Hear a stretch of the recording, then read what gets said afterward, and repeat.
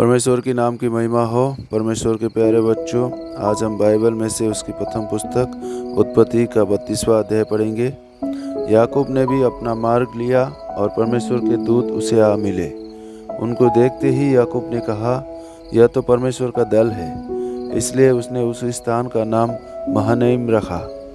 तब याकूब ने सेईर देश में अर्थात एदोम देश में अपने भाई एसाव के पास अपने आगे दूत भेज दिए और उसने उन्हें यह आज्ञा दी, मेरे प्रभु एसाव से यूँ कहना, तेरा दास याकूब तुझसे यूँ कहता है कि मैं लाबान के यहाँ परदेसी होकर अब तक रहा और मेरे पास गाय बैल, गधे, भेड़ बकरियाँ और दास दासियाँ हैं। और मैंने अपने प्रभु के पास इसलिए संदेश भेजा है कि तेरे अनुग्रह की दृष्टि मुझ पर हो।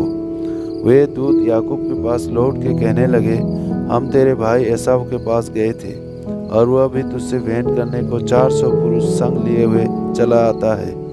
तब याकूब बहुत डर गया और संकट में पड़ा और यह सोचकर अपने साथियों के और भेड़ बकरियों के और गाय बैलों और ऊँटों के भी अलग अलग 2 दल कर लिए कि यदि एसाव आकर पहले दल को मारने लगे तो दूसरा दल भागकर बच जाएगा। फिर याकूब ने कहा, हे यहोवा, हे मेरे दादा अब्राहम के परमेश्वर, हे मेरे पिता इसहाक के परमेश्वर, तूने तो मुझसे कहा था कि अपने देश और जन्मभूमि को लौट जा और मैं तेरी भलाई करूँगा। तूने जो जो काम अपनी करुणा और सच्चाई से अपने दास के साथ किए हैं कि मैं जो अपनी छड़ी ही लेकर इस यरदन नदी के पार उतर आया और अब मेरे 2 दल हो गए हैं, तो ऐसे ऐसे कामों में से मैं एक के भी योग्य तो नहीं हूँ। मेरी विनती सुनकर मुझे मेरे भाई एसाव के हाथ से बचा। मैं तो उससे डरता हूँ, कहीं ऐसा न हो कि वह आकर मुझे और माँ समेत लड़कों को भी मार डाले। तूने तो कहा है कि मैं निश्चय तेरी भलाई करूँगा और तेरे वंश को समुद्र के बालू के किनकों के समान बहुत करूँगा, जो बहुतायत के मारे गिने नहीं जा सकती। उसने उस दिन रात वहीं बिताई और जो कुछ उसके पास था उसमें से अपने भाई एसाव की भेंट के लिए छांट छांट कर निकाला, अर्थात 200 बकरियां और 20 बकरे और 200 भेड़ें और 20 मेढ़े और बच्चों समेत दूध देने वाली 30 ऊँटनियाँ और 40 गायें और 10 बैल और 20 गधियाँ और उनके 10 बच्चे। इनको उसने झुंड झुंड करके अपने दासों को सौंप कर उनसे कहा, मेरे आगे बढ़ जाओ और झुंडों के बीच बीच में अंतर रखो। फिर उसने अगले झुंड के रखवाले को यह आज्ञा दी, जब मेरा भाई एसाव तुझे मिले और पूछने लगे, तू किसका दास है और कहाँ जाता है, और ये जो तेरे आगे आगे है वे किसके हैं, तब कहना, ये तेरे दास याकूब के हैं। हे मेरे प्रभु एसाव, ये भेंट के लिए तेरे पास भेजे गए हैं और वह आप भी हमारे पीछे पीछे आ रहा है।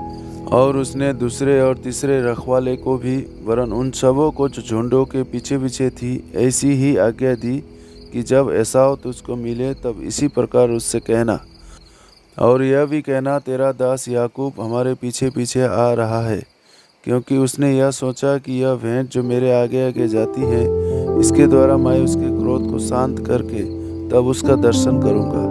हो सकता है वह मुझसे प्रसन्न हो जाए। इसलिए वह भेंट याकूब से पहले पार उतर गई और वह आप उस रात को छावनी में रहा।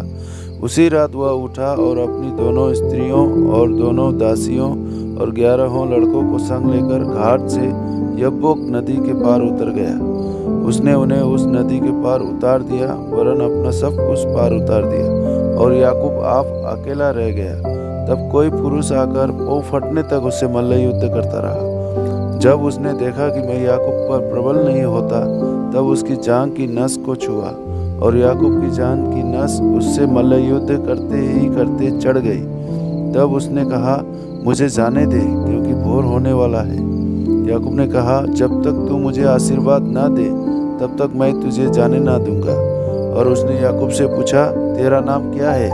उसने कहा, याकूब। उसने कहा, तेरा नाम अब याकूब नहीं परंतु इज़राइल होगा, क्योंकि तू परमेश्वर से और मनुष्यों से भी युद्ध करके प्रबल हुआ है। याकूब ने कहा, मैं विनती करता हूँ, मुझे अपना नाम बता। उसने कहा, तू मेरा नाम क्यों पूछता है? तब उसने उसको वहीं आशीर्वाद दिया। तब याकूब ने यह कहकर उस स्थान का नाम पनीएल रखा, परमेश्वर को आमने सामने देखने पर भी मेरा प्राण बच गया है। पनियल के पास से चलते चलते सूर्य उदय हो गया और वह जांग से लंगड़ाता था। इजरायली जो पशुओं की जांग को जोड़ वाले जंघानस को आज के दिन तक नहीं खाते। इसका कारण यही है कि उस पुरुष ने याकूब की जांग के जोड़ के जंघानस को छुआ था। परमेश्वर इन वचनों से आपको आशीष दे। Praise the Lord.